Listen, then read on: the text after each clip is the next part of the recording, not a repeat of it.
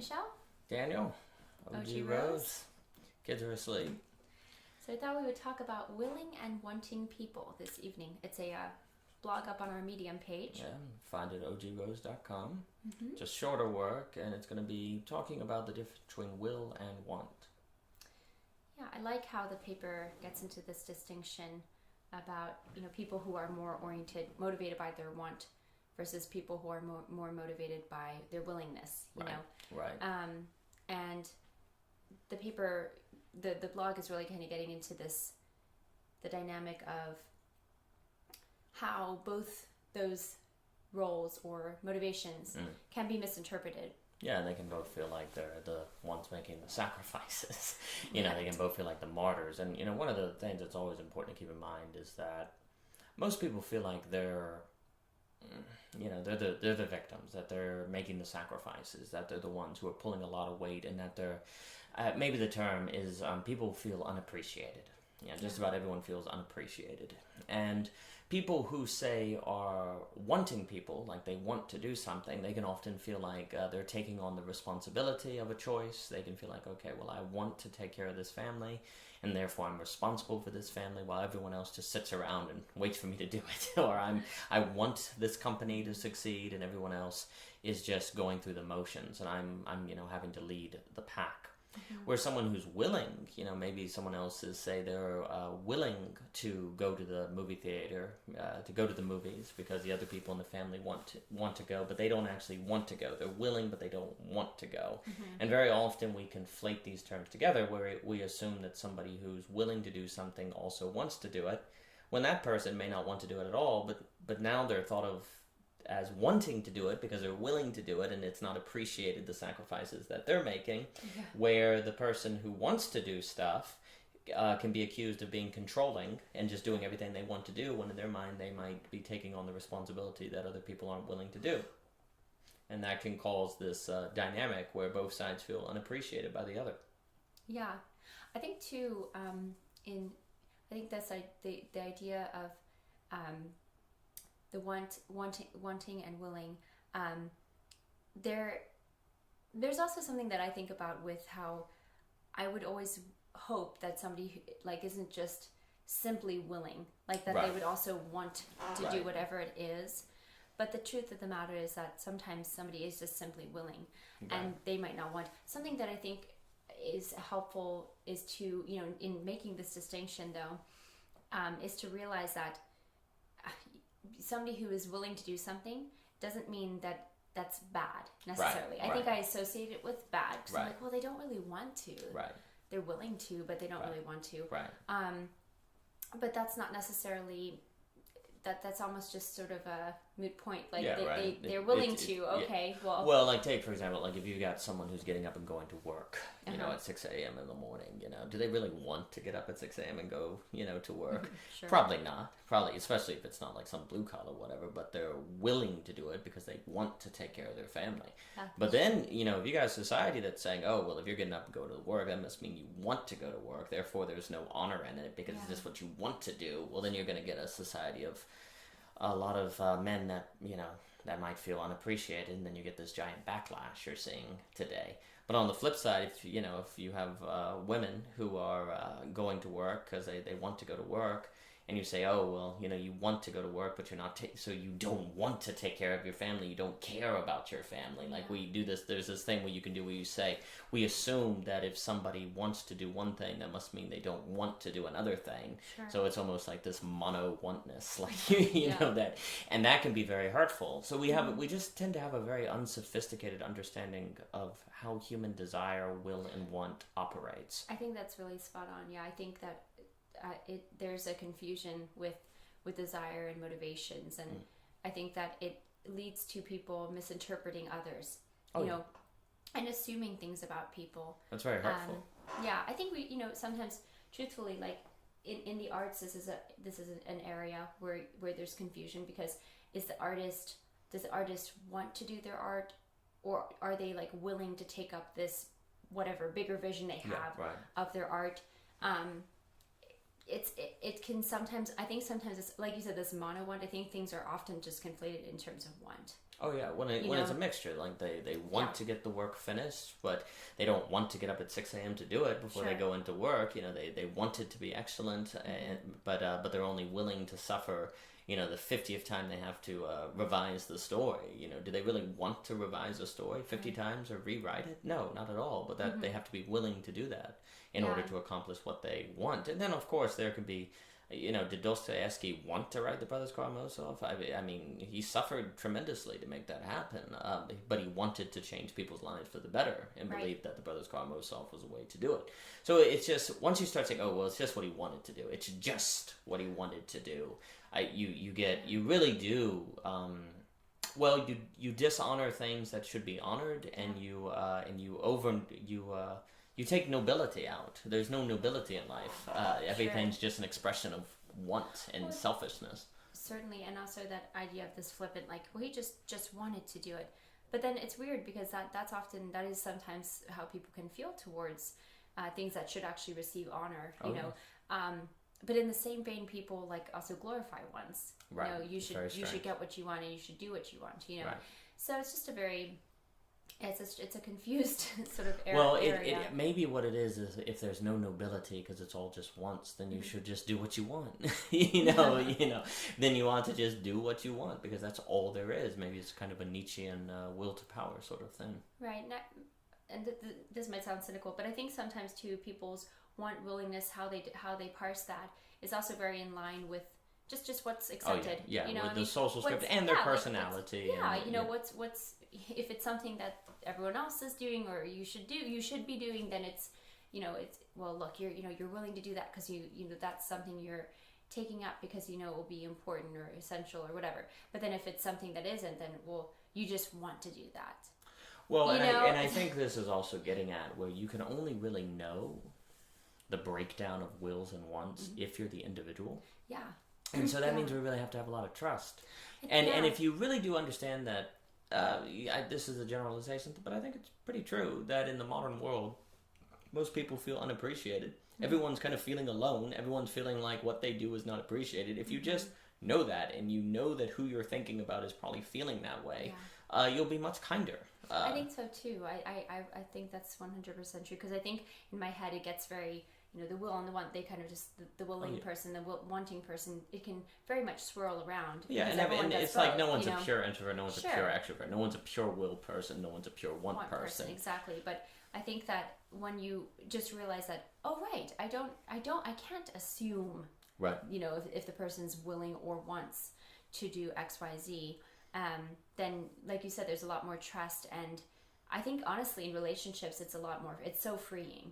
Oh yeah, because otherwise it's always a tit for tat. And, absolutely. Well, we had and there's that paper, Assuming the Best. I mean, really, the guiding, I guess, orthopraxic or heuristic. I think the guideline should be, whenever it is going to increase the nobility of the other, that is how you should decide if it's willing or wanting. Whatever increases, puts the person you're with in a better light. Right. In the best light. Right? In the best light. So if getting up and going to work, viewing that as an act of will as opposed to want is going to increase nobility, taking care of the whatever it is, then let that be your guiding principle for how you view the other. I mean, if you're supposed to love other people, then always interpret their actions in a way that increases nobility, and sometimes, obviously things can happen where that's not the case, they're going to work, but it turns out they're going to the bar during the day or something, when evidence makes it clear that is not the case. But until you have reason to think that way, it really does help relationships, communities, and things like that to not play this game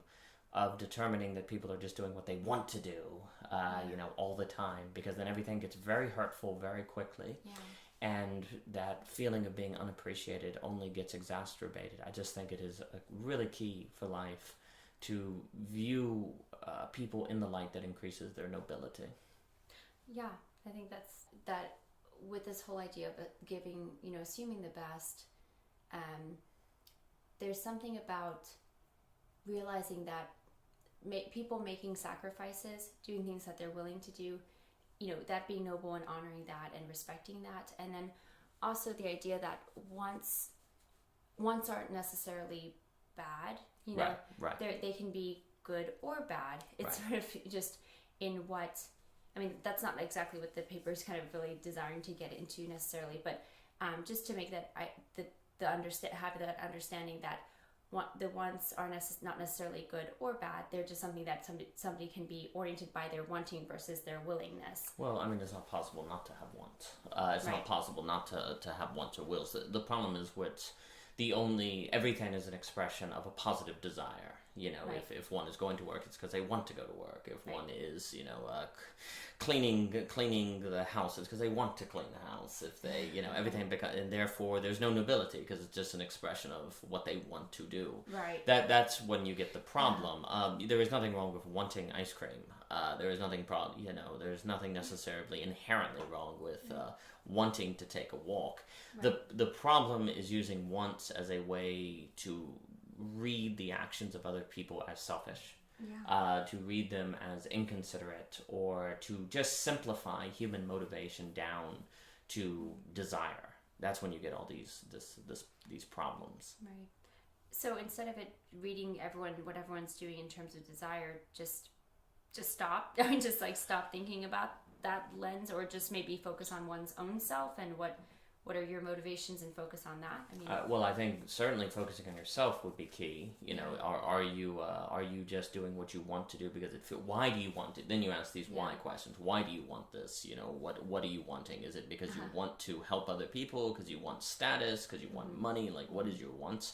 When it comes to yourself, you should be extremely self-critical and self-skeptical and not really trust yourself, and try to really get to the essence to determine what it is you're really after, so that you can make sure you're in it for the right reasons. Sure. But then when it comes to other people, you should really give them the benefit of the doubt. You should really assume that what they're doing, that they know what they're doing, that they're doing it for the right motivations, okay. and to go from there, to trust in them. So, but we tend to do the exact opposite. We tend to make all the excuses in the world for ourselves, Yes. where while at the same being extremely critical of other people. And really, I think almost an 11 sort of move, we need to reverse that and do the exact opposite, where we're very self-skeptical.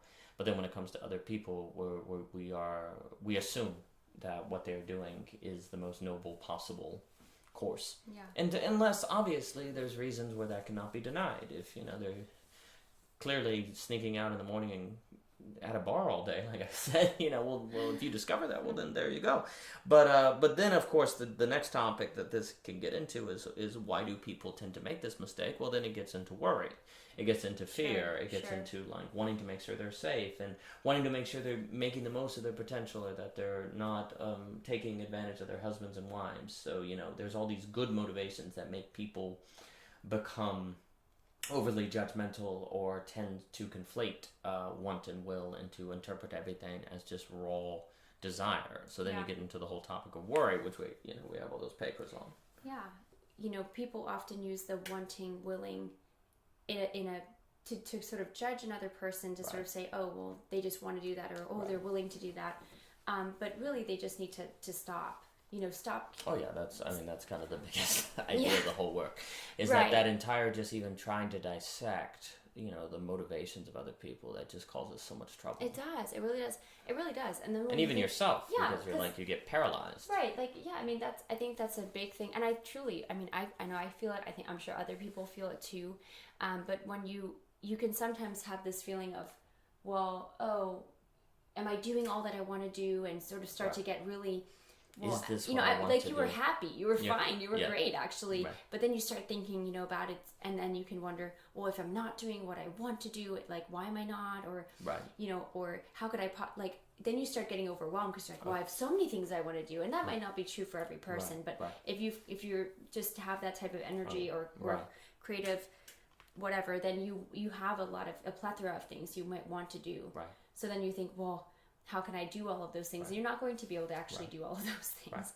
Right. So just to have like you're saying, this idea of just not thinking, like, it's almost just better if you're in a mode of not trying to check in with your wants all the time. Well, I mean, it's that story of the centipede, right? I mean, when the centipede was asked, how did you use all these legs? It then frees, it just stops moving and dies. So likewise, when you're asked, well, are you doing what you want to do? it's the problem is that category is so simple. It's so limited. It doesn't really describe the trade-offs one has to make in the day, the competing wants that we go through, the mixture of wills, Right. all these different things, and that it just simplifies that, and it paralyzes you. Like you said, am I doing what I want to do? And then you get paralyzed, and then you can't function. And so it's used as a way to kind of tear down the people around. Well, you're just doing that because you want to do it. It's used to tear down the people around us. And it's used on ourselves to paralyze us. Yeah, I think that's so true.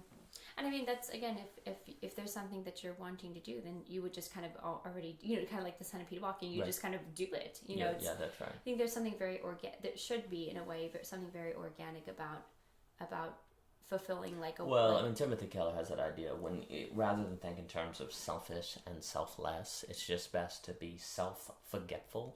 Kind of like this idea, like you don't think about your thumb, you just use it. And if you thought about your thumb, it'd be kind of weird. So likewise with wills and wants, it's pretty much best not to think about it too much, to just kind of be want forgetful, to just focus on what needs to be done and to do it. I mean, you have to ask yourself those questions every now and then, but if you're constantly thinking about it, in the same way you have to think about yourself, who am I? Those are questions you have to explore. Yeah. But overthinking about it can be very problematic. And I mean, self-forget. It doesn't mean to, like, I think people will be like, well, what are you saying? Neglect yourself or something? Right. Well, and I think that's, obviously there's that pitfall and that can happen. But I think this is more. I'm not neglecting my thumb not to think about it all the time. True. True. Exactly. It's just a thing you use. Right. It's almost like, are you just, are you doing and in your own body doing the functions that you have, there's just, you're doing those things. Yeah, and I think it could get into where the name of the game then is to just be present. Like you're just in the present, you're in the flow, you're really like in life. And when you're in life, in the same way, kind of time fades away, wills and want, all these things, all these questions fade away. There is something about just being fully present that I think can help us find the balance. Well, I think I've been thinking about, as we just talked now, about how much children embody just, they're so present, and I mean, they're just sort of like, also if they have something they want to do, they just kind of go do it.